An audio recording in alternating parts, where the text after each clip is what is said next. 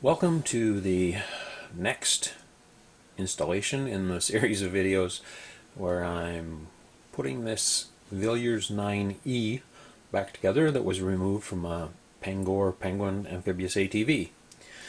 We're continuing work on the Dynastart, specifically the rotor for the Dynastart, and we're ready to start putting the brush holders back in.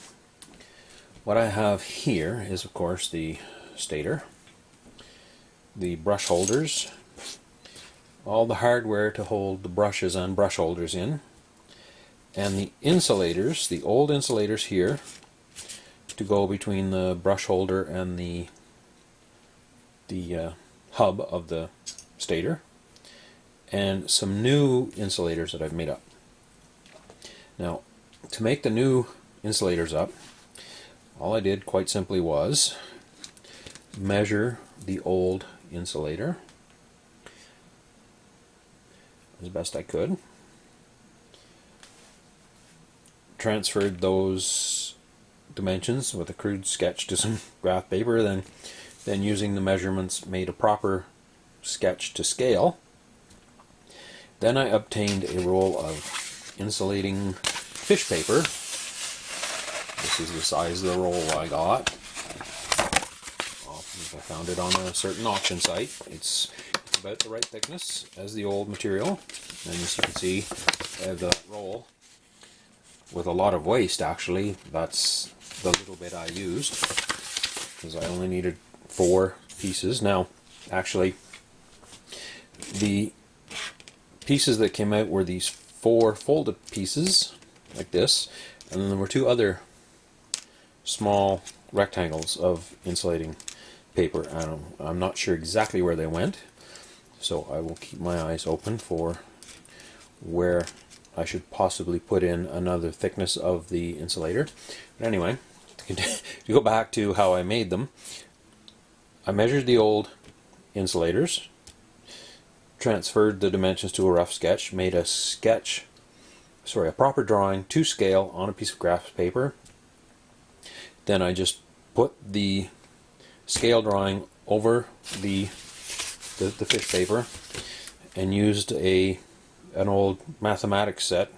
Used the compass, the point of the compass, to poke through at the corners, and then I connected the dots on the fish paper with a pen, and anywhere I was going to have to fold the insulator, I actually marked it quite heavily with the pen so it would fold along those lines. So here's a flat one, and it has to be folded there and there and there.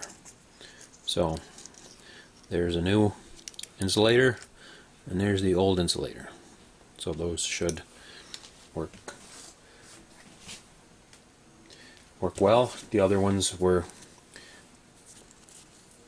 had rusty steel stuck to them, so they were going to crack, and the fish paper was inexpensive, and it wasn't difficult to make new insulators, so there they are.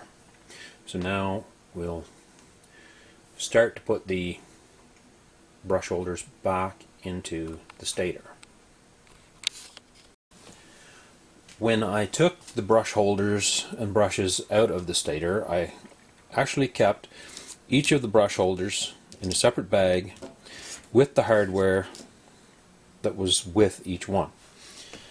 Now, I did check the SEVA Dynastart operating instructions and components parts list just to see if there was any differences in the components, specifically the screws and the insulators, and I did discover that there are 8 of the same screw, the same lock washer, the same flat washer, the same insulating washer, the same D-shaped insulating washer. They're all the same, but the sleeve, the little cylindrical sleeve that goes on the screw, there's 2 sets of 4. So it doesn't give us a description in the components parts list of which one's which, but I can only assume that the screw that goes through the brush holder, the brush connector, the terminal on the end of the brush, would have to be a little longer, because all of the screws go through the same thickness of material, except the screws that hold the brushes in, they have to go through the connector on the brush. So those insulating sleeves would be a little longer. So I haven't actually separated them out, but I will do that before we get too far along here. So here we have the screws, lock washers, flat washers, insulating washers, insulating plates, they're D-shaped washers I'll call them, and the sleeves. And here are of course the brush holders. One brush holder that was slightly bent, this one here. I did take a small file and just clean up this corner that was bent over slightly. The brush did move freely in it, but I just touched it up with a file just to be on the safe side. So I'll have to separate the long sleeves from the short sleeves before we go any further, but I'll do that and then we'll come back and start putting the brush holders in place. Okay, I have separated the short sleeves from the long sleeves, and I don't know if we can see the difference there. There is a considerable difference in the length of the sleeves. I don't know if you can see it there, if the camera will focus, but anyway, it's not too hard to tell the long sleeve from the short sleeve, and because we don't have the brushes here, we want the short sleeves. So I'll put the 4 long ones back in the bag here. Now I may go ahead and put those screws in place simply to hold the brush holder in, but I might as well put the sleeves aside so I can tell which is which as I go along here. So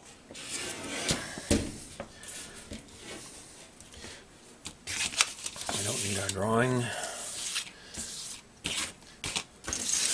And the only tool we should need here is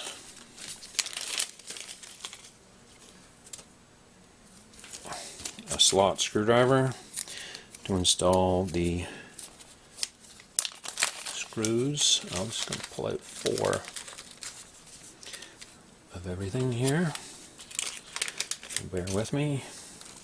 So those are insulators and insulators. And this, all the hardware has been cleaned. I cleaned the screws using the wire brush on the Dremel tool, the motor tool that I use to clean brushes with. Sorry, clean brushes, clean points with. 3. And I actually held the washers in the pair of pliers and cleaned them with the wire brush. And I replaced, or I'm going to replace the lock washers. These are the original lock washers here, rusty, broken, and I found some washers in my hardware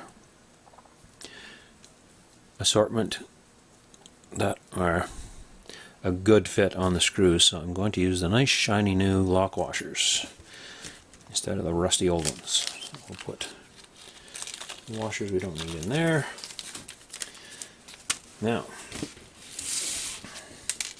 I'll have to sand everything onto the floor here. So we'll start with one insulator. And the brush holder has to be insulated from the hub. And the brush holder goes on one way. You can see it's kind of V-shaped to go around the circle.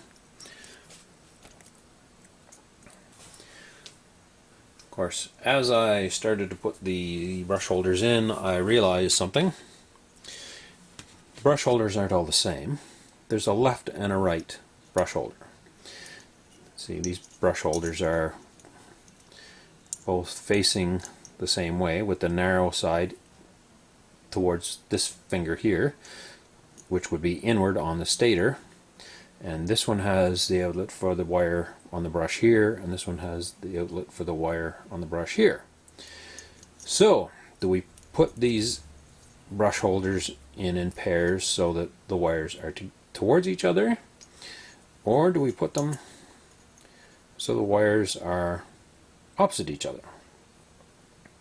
Well, in consulting my photos of engines that have not yet been taken apart, what I found was that the brush holders were put in so that the wire went out in opposite directions.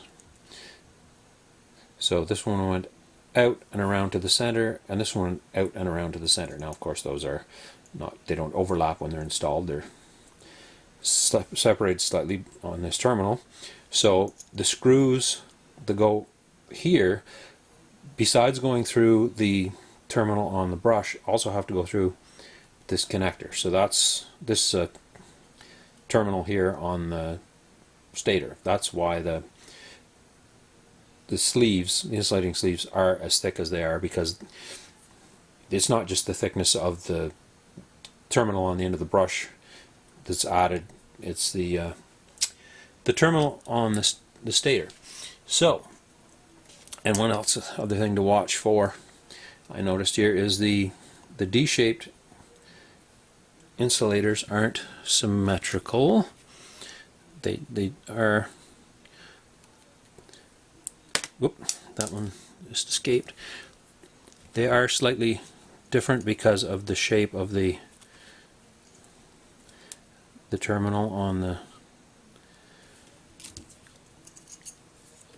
the brush holder. So they fit. We want to make sure that when they go under the brush holder, that they cover the whole thing. If we try to put it the wrong way, it won't cover quite as well. So we'll try it one way, try it the other. See, when the flat side is on the brush against the flat side of the brush holder, the hole doesn't line up nicely. So there's definitely a correct way and a less correct way, shall we say, to put those on. Okay, so lots of things to watch for. So we want a D-shaped insulator in that way. We want another D-shaped insulator in the correct way underneath this. Then we want the brush holder set in so that it's on top of all of these insulators. And then we want to take the screw with the insulating sleeve, and we want to start it in the hole in the hub here. And we want the sleeve to go down through the brush holder and into the D-shaped insulator. And again, I'm not going to tighten these all the way, because when the brushes go in, we may have to move things just a little bit. And I'm not going to actually put the brushes in until the stator is installed on the engine, so that I'm not working around the carbon brushes, which are easily chipped and broken while I'm trying to install those 3 screws. So, next brush holder. Actually, I'll get the insulator off the floor.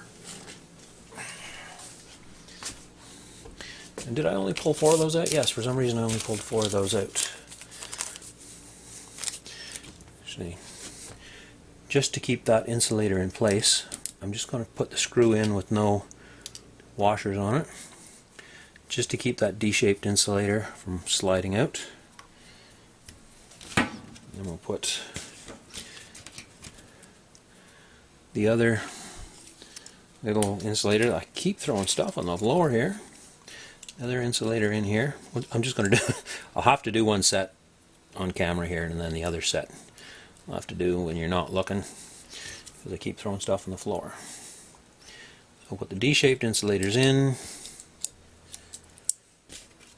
and put the brush holder. This one's got the slot facing out, so I'll put this one with the slot facing out. Putting it underneath this terminal.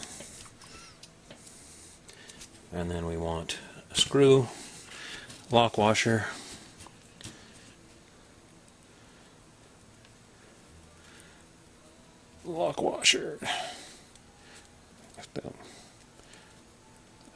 They're a nice fit on those screws. They're almost too small. There we go. Then a flat washer, then the insulating washer. Actually, we'll put the insulating sleeve on first, then the insulating washer over the sleeve, and then we'll put that in our brush holder, and we'll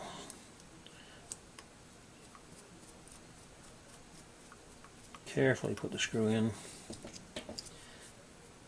Might have to take the screw out and make sure the insulating sleeve is in place correctly, but that loosely, oh, we want one more screw in there to keep that other D-shaped insulator from moving while we're installing the stator. So that is one pair of brush holders loosely installed with the wire openings facing outwards.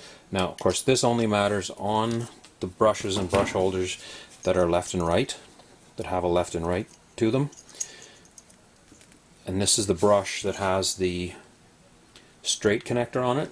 The other brush that can be found on these with the right angle connector on it, they're all the same. The brush holders, there's no left and right. They all come out the same way. And if I remember correctly from the picture, they all come out on this side. So the wire comes out around here on this one, then on this one it comes out and around here. And then the same on the other two. So for this style, where there's a left and a right brush, this, I believe, is the way they go together. So I'll put the rest of it loosely together here, and I will double check that the insulating sleeves are in the correct place. I would absolutely want to make sure that I'm not crushing the insulating sleeve, because that would mean I may have a connection between this brush holder and the screw, and I don't want that. Like, we don't want it electrically connected. These brushes should only be connected to this terminal. They should not be grounded. So I'll do that off camera, and when we come back I should have all four brush holders, loosely in position. I'm going to attempt to demonstrate. I'm not sure if you can see clearly over here. I'm just going to show you how I'm going to put the insulators in slightly differently. On this side here, I put everything on the screw, then put the screw in. This side I'm going to do it a little differently. I actually ended up taking these apart and doing it the way I'm doing it over here. Okay, so I've got the brush holder set in place with the D-shaped insulators in place and the paper insulator already in place, and one screw, the screw towards the center, just holding everything from moving around while I'm doing this. So I'll take the insulating sleeve and put it down through the ear on the brush holder and through the D-shaped, the hole in the D-shaped insulator. So that should sit down in there like that. Is it going to do that for me? Just use the blade of the screwdriver to just gently push on it. There. Now I'm going to take the insulating washer and put it down over the insulating sleeve, the outside of the insulating sleeve, So now what we have is in here is we've got the D-shaped insulator, and this camera's not focusing, with the insulating sleeve down through it, down through the hole in it. And then of course the ear on the brush holder is on top of this insulating plate, sorry. And the insulating sleeve goes through the ear on the brush holder, and then the insulating washer is over the sleeve, so that the ear on the brush holder is insulated from the stator hub, and the screw is insulated from the brush holder. And here's a screw with a lock washer and flat washer on it, and we'll just carefully screw that in place.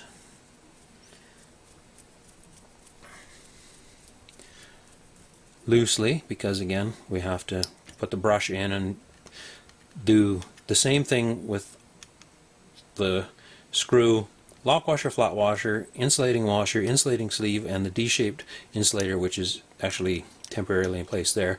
Plus we have the brush to go through, the connector on the brush.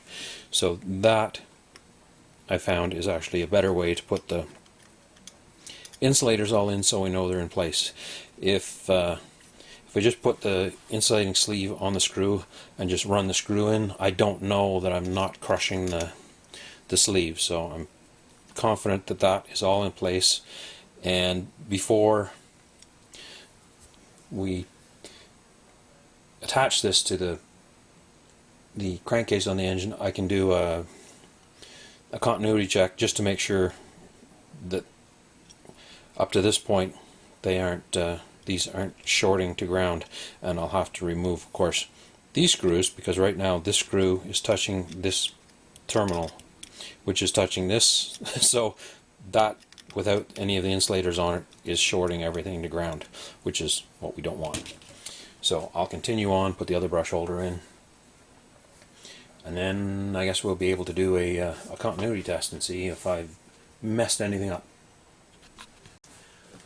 After a little bit of off-camera assembly and disassembly and loosening and realigning and repositioning parts, I do believe I have the brush holders in position. So each brush holder is in place with the cutout for the wires opposite each other. So these two face out from each other, and these two face out from each other. I have the insulators in place, and I'll try to point this out. I hope you can see it on the camera. So the insulator, the paper one that I remade, is underneath the brush holder here, and it also comes up in behind the brush holder. You may be able to see it here and here. And then the screws that I've put in and have tightened are the ones near the cutout for the wire that's going to come out of the brush. So this screw, this one, and this one are in position, and they have been tightened down. So the hardware here is, I've got an insulator, the D-shaped insulator underneath the brush holder, between the hub and the brush holder. And then I took the sleeve, the insulating sleeve, pushed it down through this D-shaped insulator. Then I put the insulator washer on, then the flat washer, lock washer, and put the screw in. The other screws, the screws in between the two brush holders, are in but snugged down. They will have to be removed, because the wires from the brushes will have to go under them. So with these, it's pretty much the same setup right now as these screws. The D-shaped insulator is underneath the brush holder. The insulating sleeve was pushed down through the ear on the brush holder into the D-shaped insulator. Then the insulating washer was placed over top of the sleeve. Then the flat washer went on, the lock washer, and the screw went in. And these are just in and snugged down just to position everything. There are slots in some of these brush holders, and I actually had to move some of these D-shaped insulators around. I had the long D-shaped insulator here, and it wouldn't let the brush holder move out far enough that the holes would line up. So I did have to take some time to reposition stuff and take stuff apart, and I actually had to loosen the screws on one pole piece on each side. I believe I loosened this screw and the screw on this pole piece here, because this strip that comes up between them was actually held tight in not quite the right position for the screw holes to line up. So I loosened the screw. Once I got this aligned and the screws in and snugged down, then I tightened this screw back up and the screw over here. So everything is now in position, snugged, and I believe I am ready to put this stator, and I called it a rotor earlier. This stator, I believe, is ready to be installed on the engine crankcase.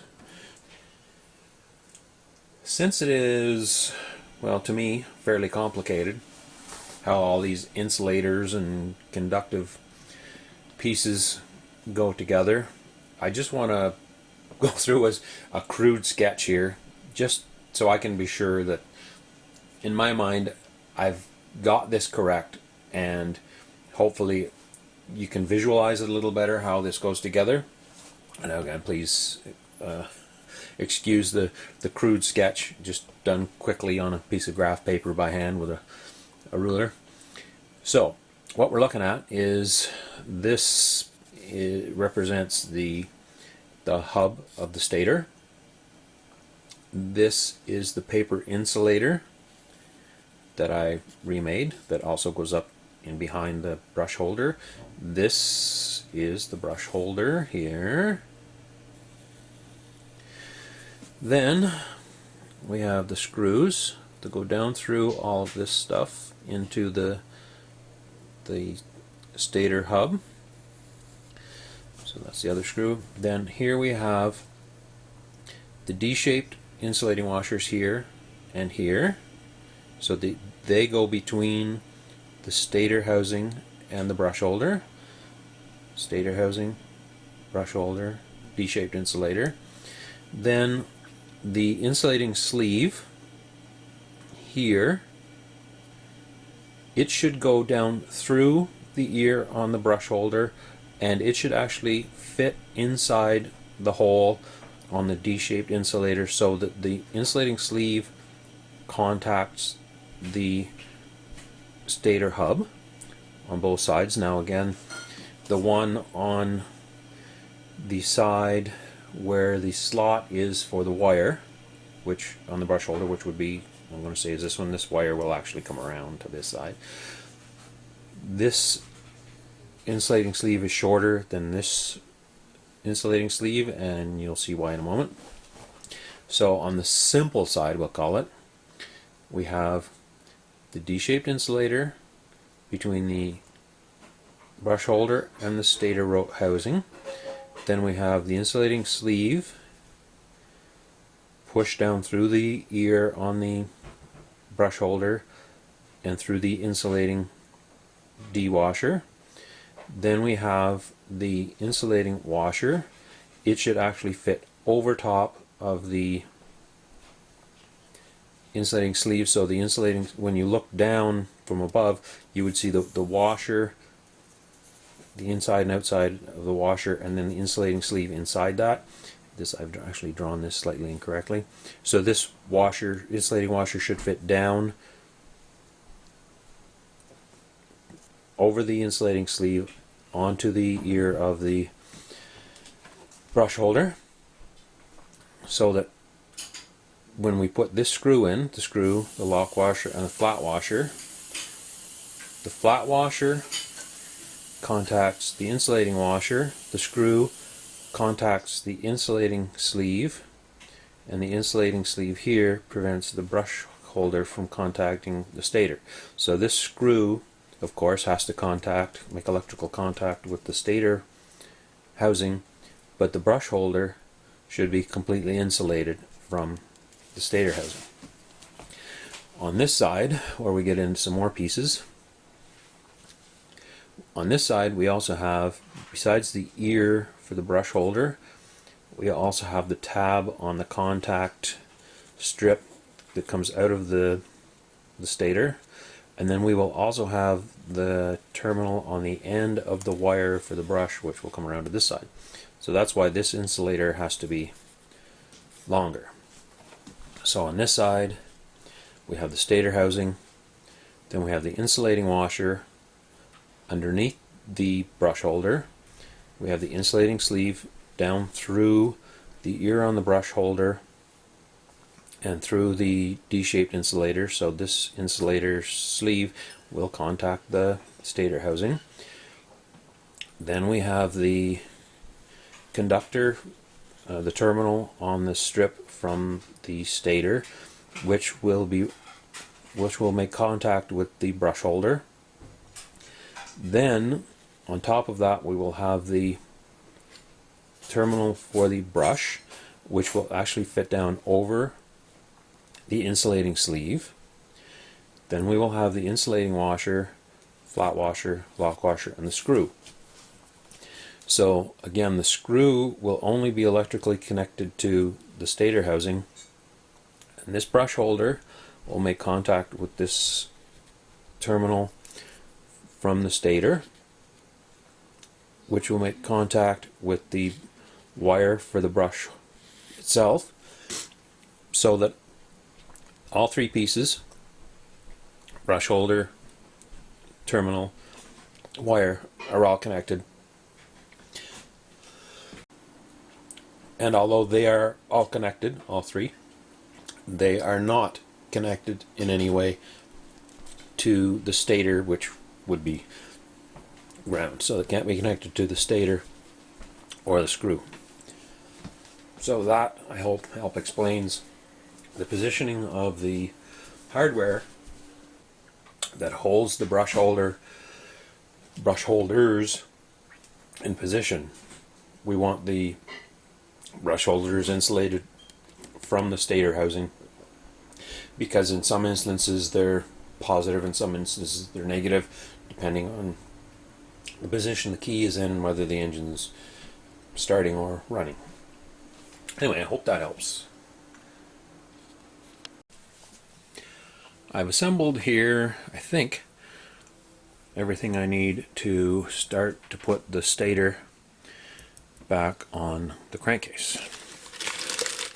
Now, I have decided that the lock washers to go on the screws that hold the stator to the crankcase, I've decided those lock washers are rusty, probably weak. So I've got some new lock washers. They're 1/4-inch lock washers. They fit well. So I'm going to use new lock washers. And the housing here is screwed to the crankcase in 4 spots, held in place by these 4 screws, and the heads of them got quite chewed up when they were removed. So I talked to the source in England, claims to have, and so far has had, all of the parts for this engine, and we have 4 shiny new screws with nice fresh slots in the heads so that we can tighten them up securely. I've also got my impact driver here. I've got a little bit of sealer here to go between the stator housing and the crankcase here. We're just going to put a light smear on there. And I've also got some oil here. I want to put a little oil on the seal as I slide it down over the crankshaft. And what I've already done is I've fed the wires from the stator through this housing, because this housing has to go in place. The screws have to be tightened, and actually you're supposed to peen the housing. Here, gotten ahead of myself here. Pull this back out carefully. Keep the wires back through. They do all go through here, of course. So the wires carefully come back through there. So the housing sits on like so, and the wires for the stator come down through this hole and out through this hole, and there's a grommet that captures them. And as I was saying, the screws that hold that in are supposed to be peened. You're supposed to put the screw in,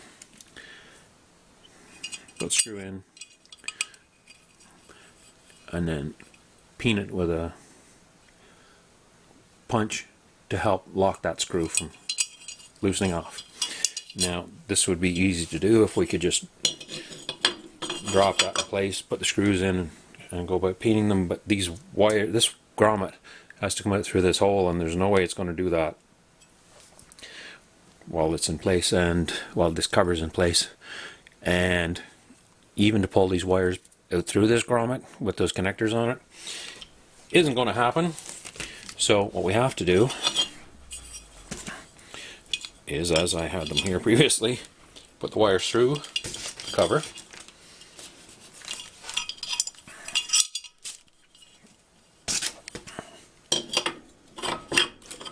set the cover and the stator in place, and we'll actually have to lift the stator up and pull the wires back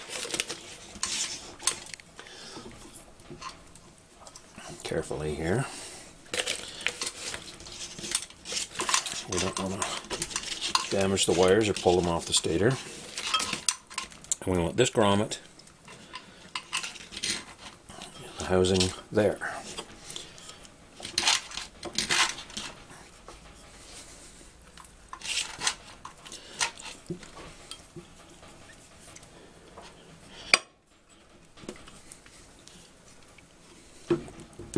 Okay, so the housing is sitting more or less in place, and now I'll put the screws in.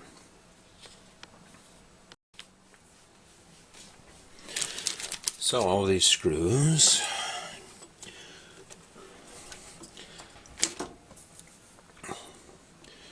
start them all before I tighten any of them, of course. They should all be tightened evenly.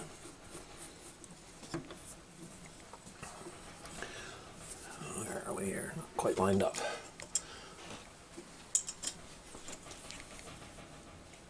Sorry if the camera's not at the right angle to see exactly what I'm doing. I'm just simply starting those screws into the 4 holes here.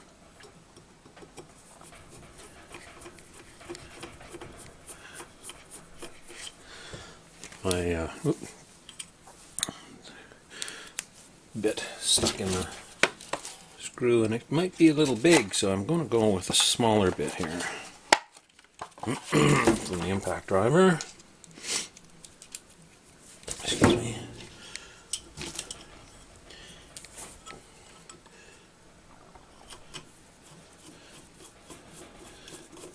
Get all the screws started first.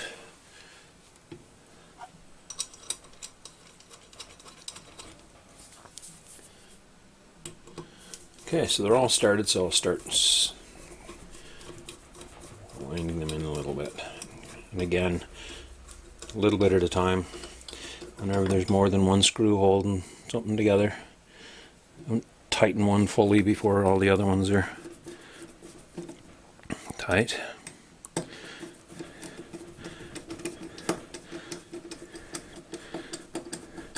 Just do one each across from the other. Pardon me.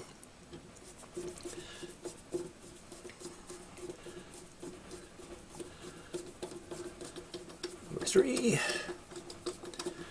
And this is why I didn't want to put the brushes in this stator housing, because it's kind of a juggling match here to do all of this.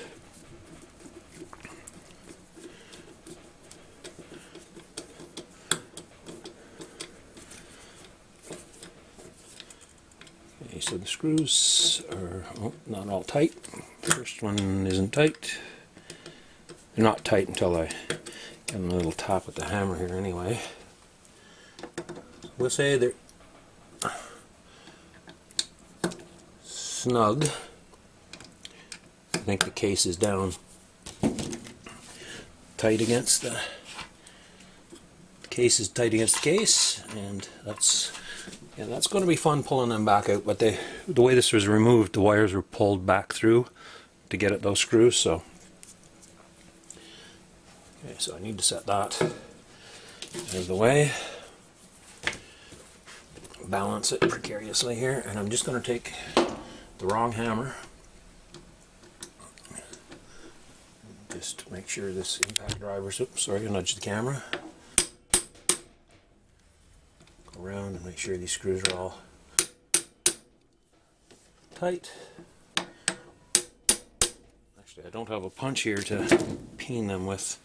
I'll have to get that. I'll just set that over here. Oh, phone's ringing. We'll just let it go to message here. Be right back. So I've gone around and tightened all of the screws. Here are the screws through the case into the other case, and I've taken my center punch here, and made a punch mark beside the screw head to push a little of the material from the case into the opening of the screw head here and here, just as a way to lock the screws in place. And this one is done the same, and the other one you can't see because the wiring's in the way. So now I'm going to put a little oil on the crankshaft, put a little bit on the seal, put a light smear of sealer, on the end of the crankcase here. Then pull this the stator housing into place as I pull the wires out of this grommet, trying not to mess up my sealer. So put the camera back in the stand and we'll get ready for that operation, which should be interesting. So I've put a little oil on the crankshaft, put some on the seal, and I've put a little sealer on the end of the crankcase here. I'm just going to move it around with my finger. We just want a very thin coat. If we get too much sealer here, it's going to ooze out into the bearing possibly and cause problems. So we just want it to cover the end of the crankcase. It's just there to seal any small leaks that may be caused by indentations in the crankcase or the stator housing. Now there are 3 holes in the crankcase, and the stator will only go on one way, so I'm just removing sealer from the holes, the screw holes. It doesn't really need to be in there.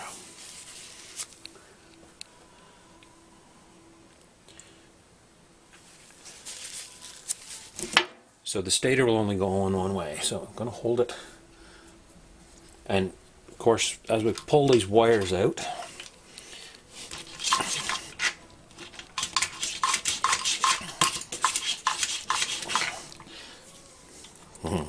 the grommets don't want to come out. Might have been a good idea to put a little bit of lube on those wires.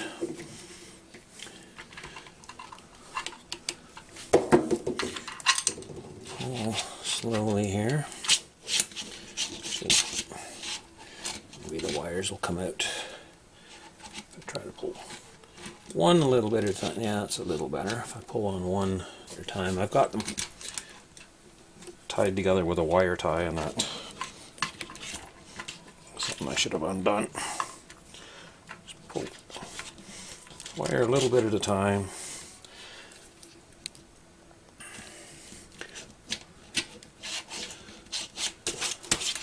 making sure I don't pull the grommet out of the housing, because it's got to stay in there. I don't want to have to try to put it back in with the housing bolted on. Just work at this slowly here.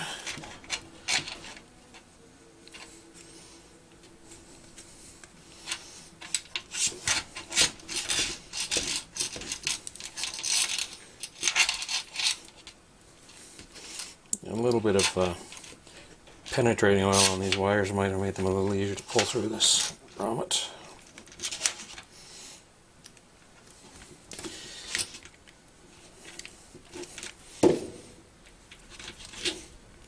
But where would the challenge be in that?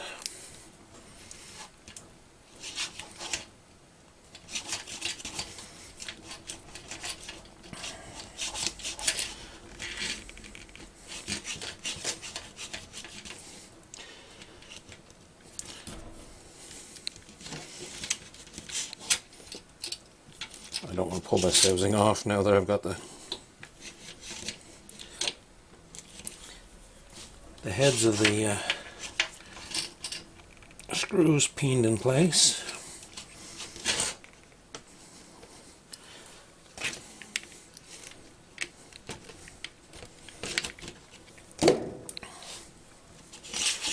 Little by little.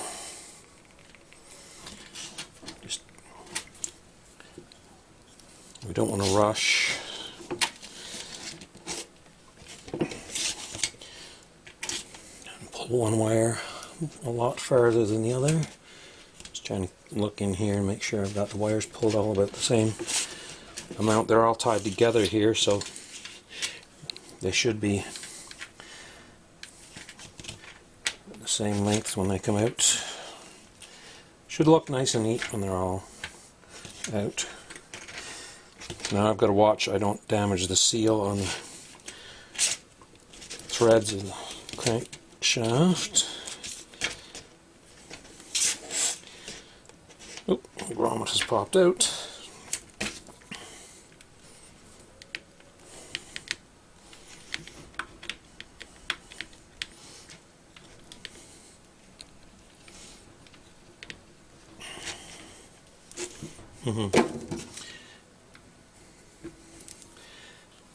Carefully use the blade of a screwdriver here. Don't want to cut the grommet.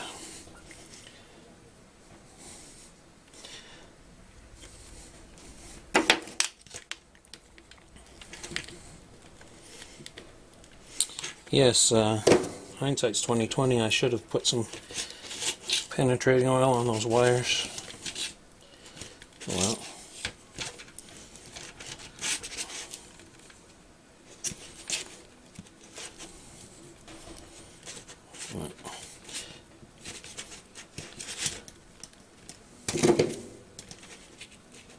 The grommet continues to try to come out.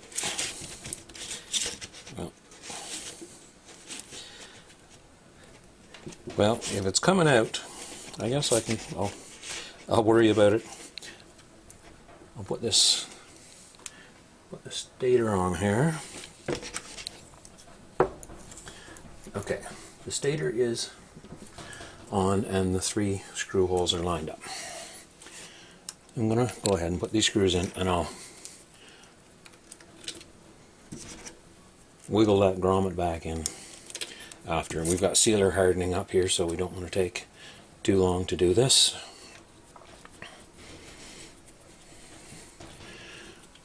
Again, just tighten and screw down a little. And I did take a wire brush to the threads on these 3 screws. I'm sure they're a British standard thread, but the head of them fits in SAE Allen wrench well. I'm sure that's how I took them out.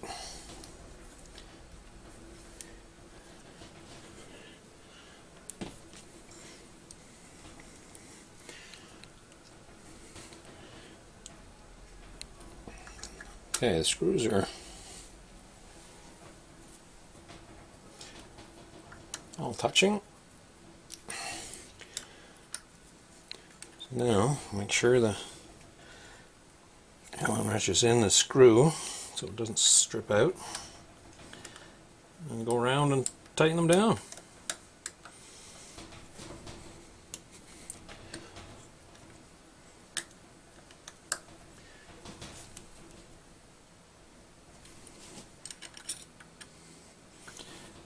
Tighten them all about the same amount.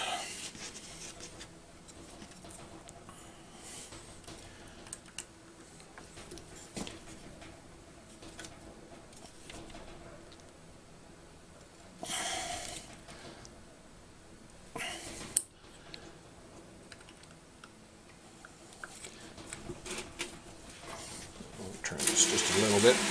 Work table here. Yes, it's the actual washer. Don't tell the wife.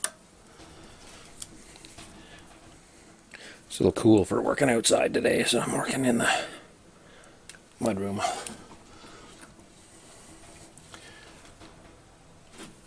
Okay, so looks like I've got all 3 screws tight. With new lock washers under the heads of the screws. Set those tools away. Oh. And then we'll play with this grommet.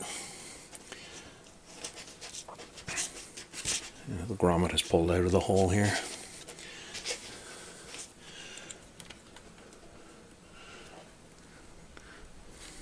Of course, the challenge putting that back in is going to be without damaging it.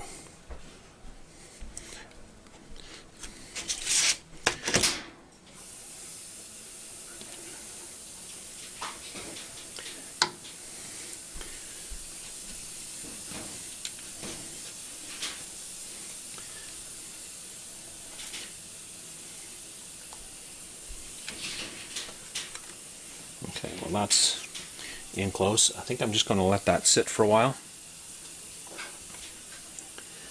I'll find something thin and blunt. We don't want to use a sharp screwdriver blade to push that in because we might accidentally cut it.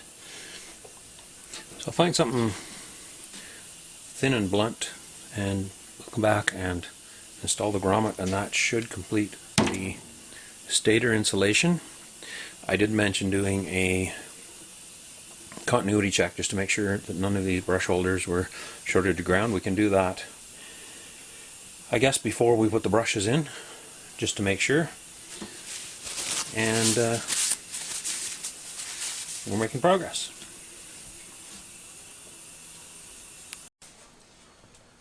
Well, it's time to put the grommet into place in the cover. Now, I should have lubricated the wires as I was putting this together previously, but anyway, I'm going to deal with it now. So what I'm going to do, I'm going to lubricate the wires here, and I'm going to use some graphite lube that I have here, just an aerosol can. Try not to get it everywhere.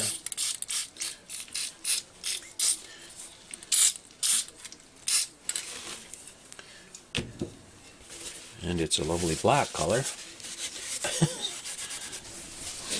I'm going to have to clean that up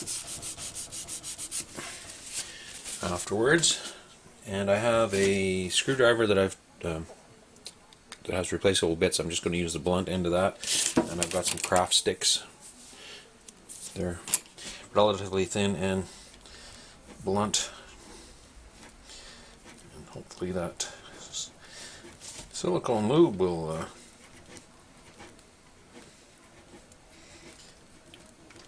help this situation.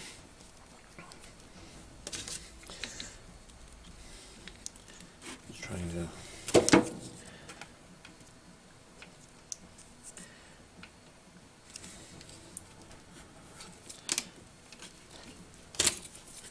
slide the grommet back into place. Of course, it's got a flange on each side to guide one flange in. to the hole.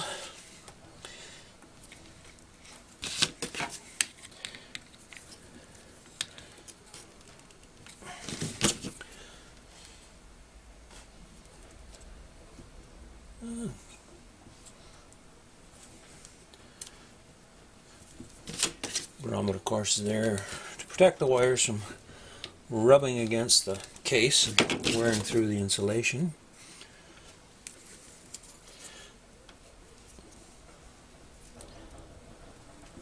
We don't want to use anything sharp because this grommet is the original grommet for this engine, so it's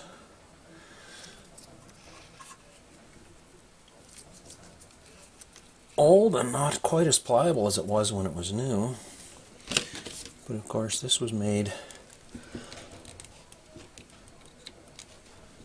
when things were made with quality materials, so it actually has stood up pretty well to the test of time. I think there are some rubber material made today that might not stand up for as many years as this has.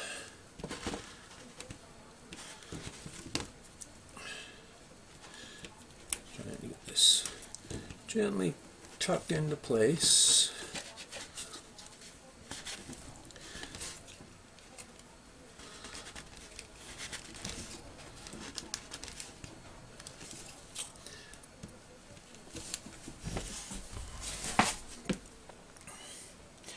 And it's sort of going, but it is a little bit of a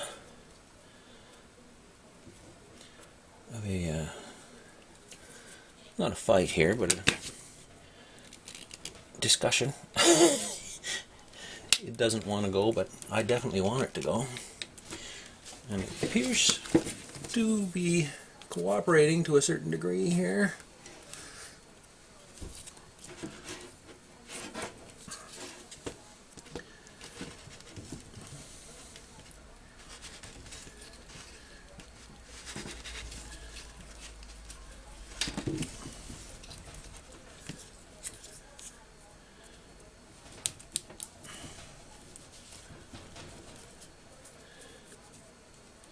Okay, so you have to push the center part of the grommet in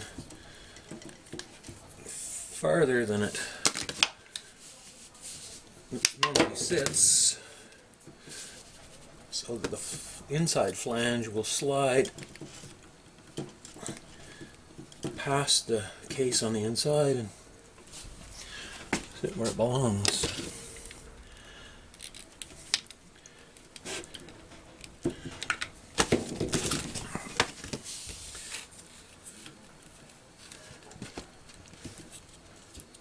It seems to be going. I have to play with it a little bit more here. There's parts of it not sitting just exactly right.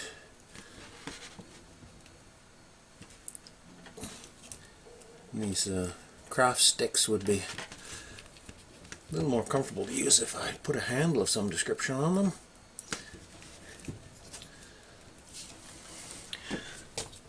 That appears to be in place. So, the next thing to do here is do a continuity check and check for shorts between the brush holders and the case. I have my digital multimeter here.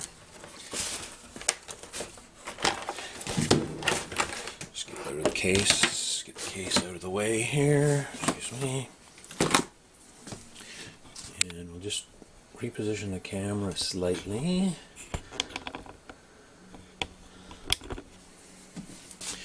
Okay, so I have our digital multimeter, pardon me. Set it up for checking resistance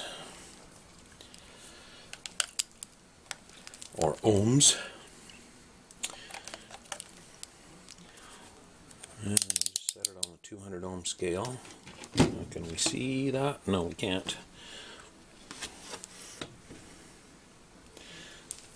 See it there? Okay, so an open circuit, it gives us a reading of 1. A closed circuit or a complete circuit gives us a reading of less than 1 ohm. That's 0.3 ohms. So we want to make sure that if we check between the case and the brush holders, there is no connection. So there should be, the meter should not change as we go around and check the brush holders, and there isn't. So we'll just check and make sure that there's these two brush holders should be connected, because they're actually physically connected to this strip that feeds them power from the control box, and these other two should be connected. So we'll just make sure they're connected, and those two are. Now I'll check one of these to one of the other ones. There's no connection, so we'll check the two at the back here.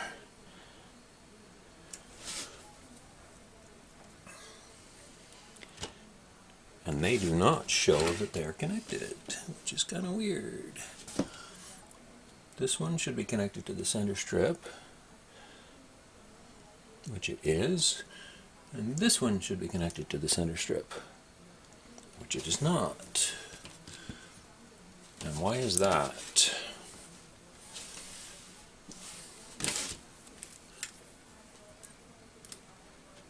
That's connected to the center strip. It's not connected to this other brush holder. This brush holder is not connected to that center strip for some reason. Well, I do have the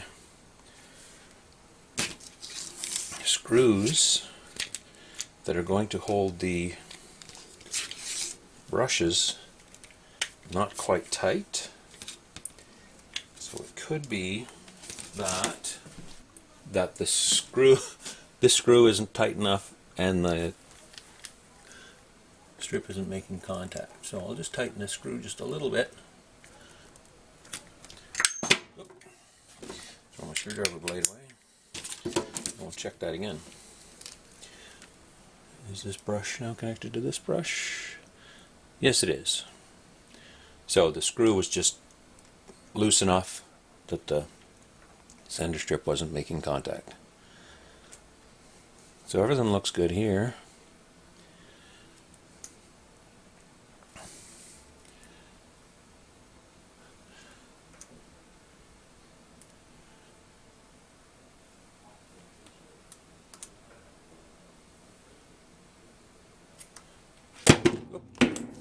Meter's abandoning us here.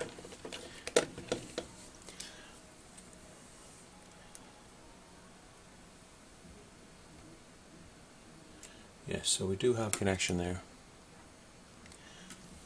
I'll turn the meter off and I'll relocate the camera because I think it's time to install some brushes.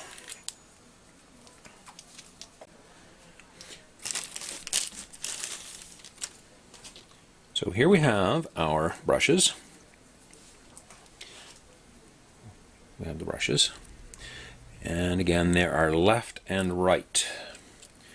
So that I'm going to call a right one with the narrow spot, with the narrow edge up, the wire comes out to the right. With the narrow edge up, the wire comes out to the left. Narrow edge up, wire to the left. So I'm just separating them here. And of course, narrow edge up with the business end facing us, wire to the right. So before we install the wire, the brush, we'll have to remove the screw that was installed temporarily. So I'm going to remove the screw, and I need to remove the screw,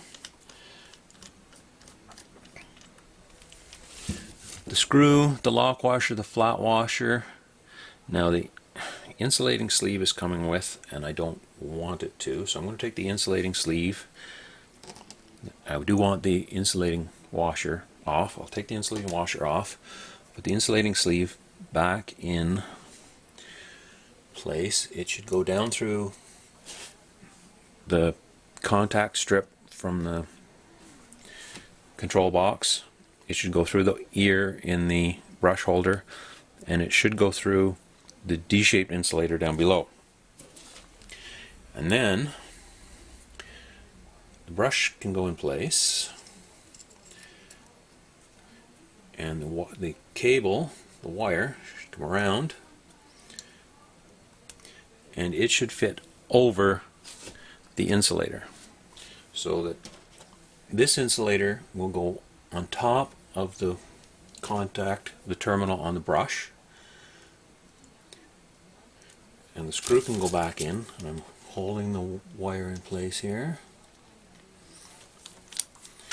And put the screw back in, and this is a ratcheting screwdriver, which is always in the wrong position.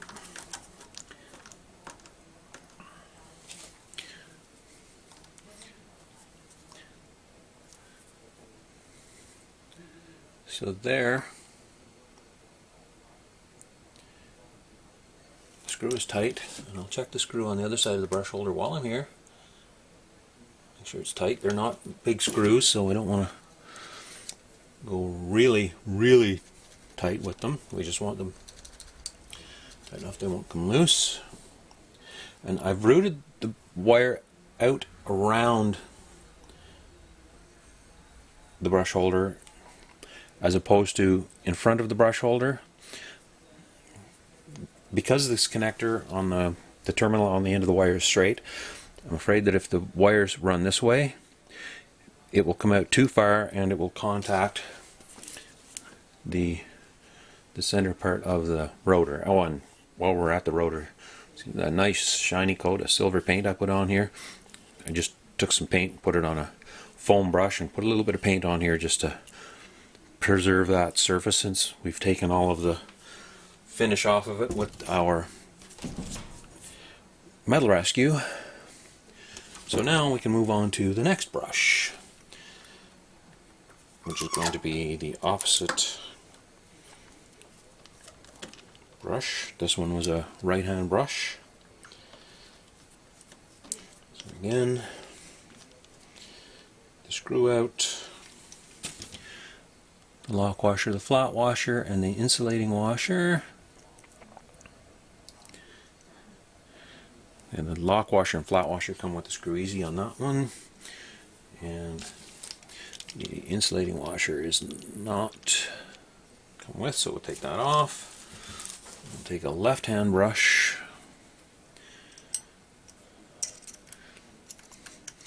set it in the holder, bring the cable around,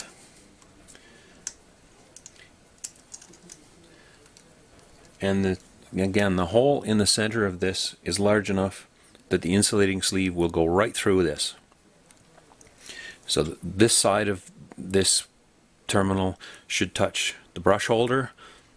The insulating sleeve will be in the center of it. The insulating washer will be on top of it, so that the screw will not make electrical contact with this terminal. This is being held against the brush holder, and the brush holder we've already checked, and it is insulated from the hub. So we know. I'm just going to grab some pliers here. I'm just going to bend this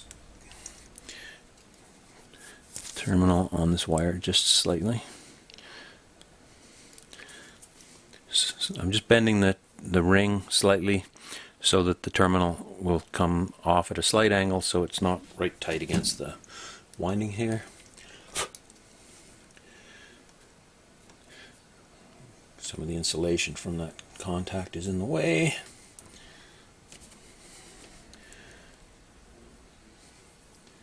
Of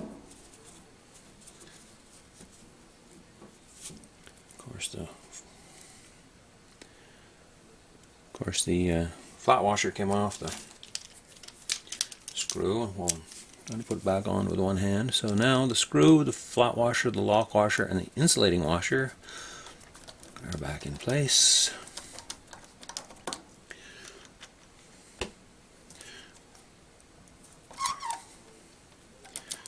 And just make sure the insulating washer is centered.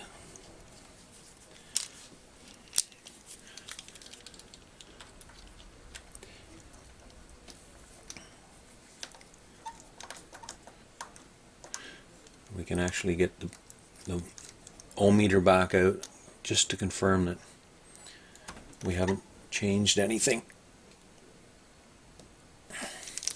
Actually, I'm just going to pry that terminal up just a little bit and confirm that it is tight. Okay, so that's one pair of brushes in. Move to the back side where you probably can't see what I'm doing, mostly because my hand is in the way, but the screw and the washers, lock washer, flat washer, insulating washer, and the insulating sleeve has come out, so I'll just show you here.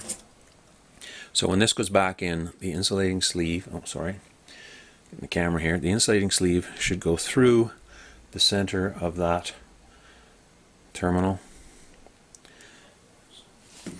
So I'm going to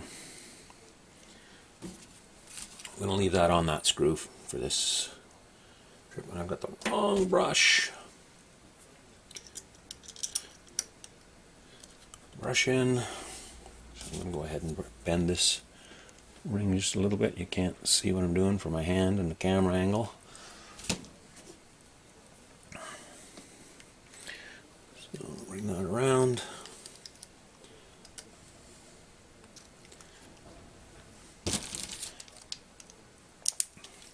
Switch the screwdriver direction.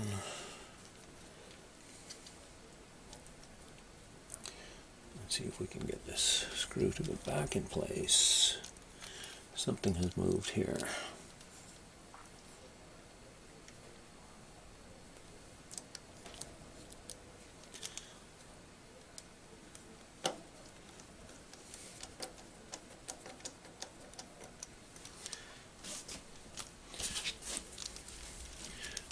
Put a little bit of pressure on this strip here.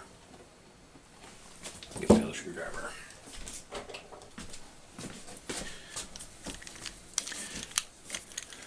The strip here wants to move. I'm just going to hold it to make sure the holes are lining up.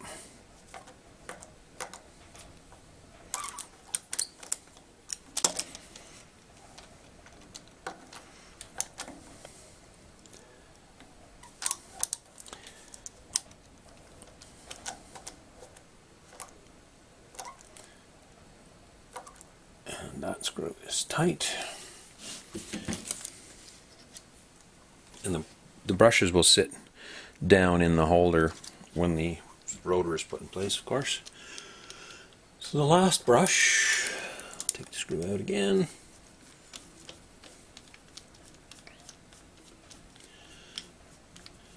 Was temporarily placed to hold everything in alignment.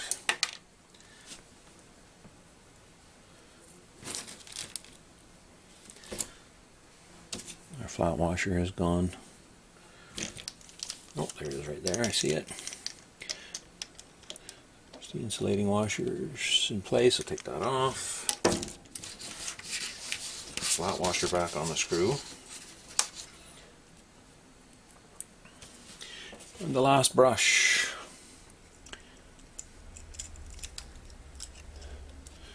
In place. Bring the wire around. Put the, oh, forgot to angle this slightly, and I'm only angling it just a little bit. Put that ring over the insulating sleeve, insulating washer on, and the screw, lock washer, flat washer in with the screwdriver flipped to the proper direction.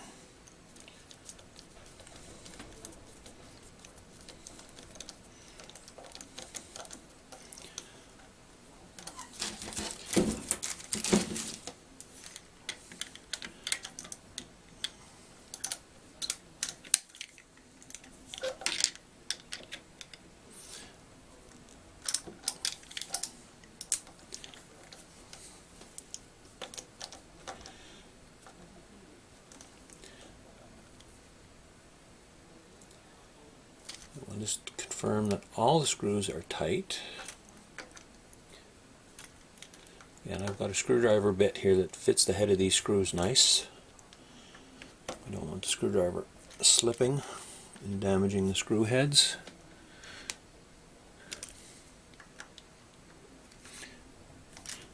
Some of them are slightly damaged, but still usable. Okay, so all the screws appear to be tight. I'll get the voltmeter again, the ammeter. Voltmeter, ammeter, ohmmeter, multimeter. Just a little premature putting it away, I guess.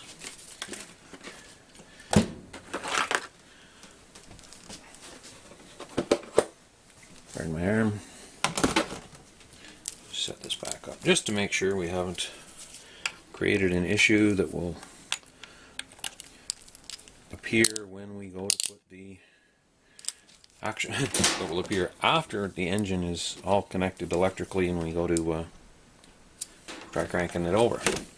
Okay, so I don't think we can see, no, you can't see my meter, but I'll read it for you. So I'm going to connect one probe to the case here and just make sure none of the brushes show any contact to ground. And I'll just touch the brush holders here. So the brush holders still do not show any connection to ground. So I'll just make sure the brushes show that they are connected to the contact strip, which they should be. So that one is, the first one I put in is, the second one is, and I'll just touch right to the brush itself. So far so good. That brush is making contact. That's the one that showed that the holder was not making contact previously. There, so all of the brushes are in, the screws are tight, everything appears to be in the right position because the brushes are only electrically connected in pairs to their respective strips. So these two brushes are connected to this strip, these two brushes are connected to this strip, and none of them are connected to the case or ground, or as they refer to it, where these engines were made, to earth. I'll just put my meter away here, and then we'll find the Woodruff key and set the rotor on. So, meter back in its case, out of the way.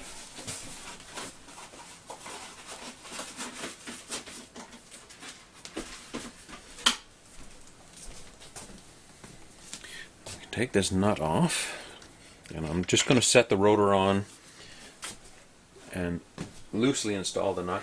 I'll torque the nut to spec once the engine is held in a stand, and I'll be back in a moment when I have found the Woodruff key that's here somewhere in one of these little zipper bags. I found the Woodruff key, the little half moon key we're looking for, that belongs in that slot. And while I was looking for that, I decided to test fit the rotor over the stator, and I ran into a bit of a snag.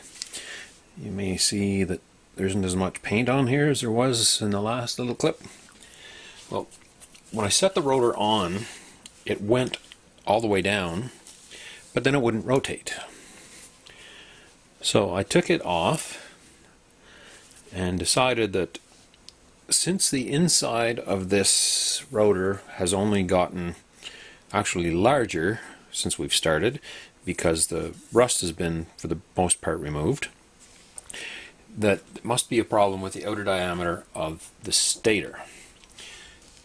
Either the little bit of paint that's on the hub has pushed the pole pieces out, or perhaps the screws weren't fully seated. So I went and took the took some sandpaper and cleaned a little more rust out of the rotor. Then I took my screwdriver and made sure all of the screws holding all of these pole pieces were tight, and the rotor still would go on and not turn.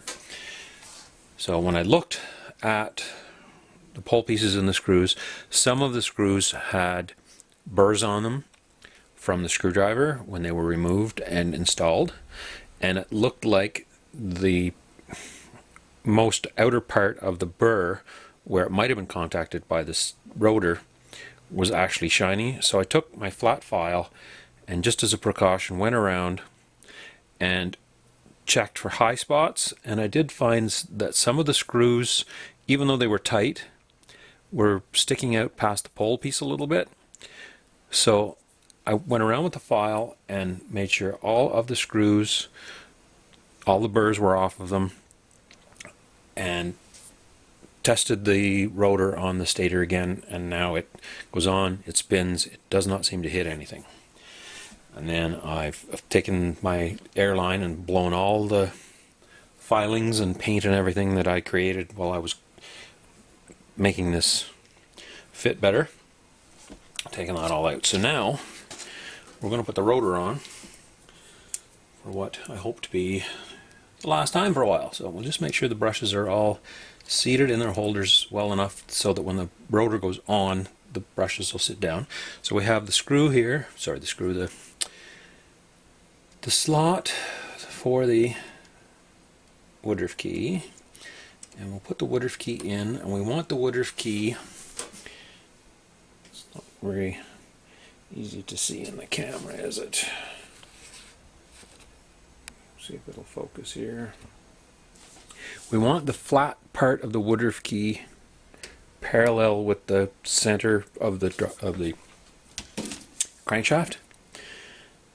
This is tapered, so it will actually, the Woodruff key will actually look like it's sticking out more here where the taper is the smallest. And then I'm going to need a flashlight, because as we set the rotor on, the rotor has a cutout, a keyway here for the Woodruff key to fit into, and we want to make sure the Woodruff key goes into that keyway, because we could accidentally push that Woodruff key out of its slot, and if we don't confirm that it's where it should be, we could accidentally tighten the rotor down with the Woodruff key sitting maybe between the end of the rotor and the stator, or the seal here, and then tighten it all up and go to turn the rotor, and it won't turn because the Woodruff key's in the way. So using the flashlight, just making sure that the Woodruff key is where it should be.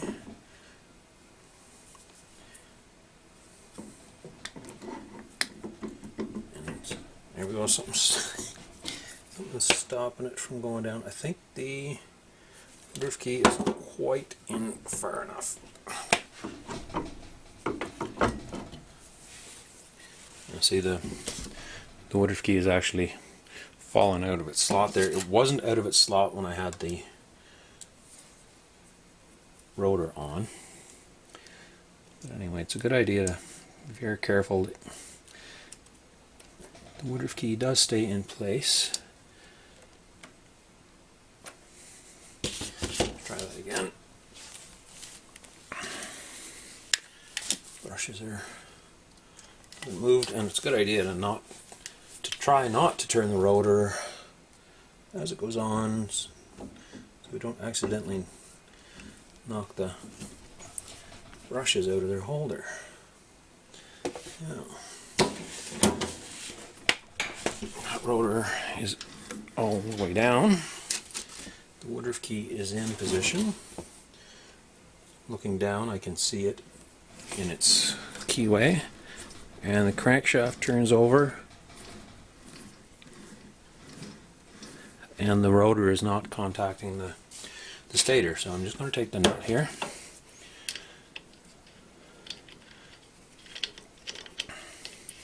start it by hand. I'm just going to snug it down with this ratchet here.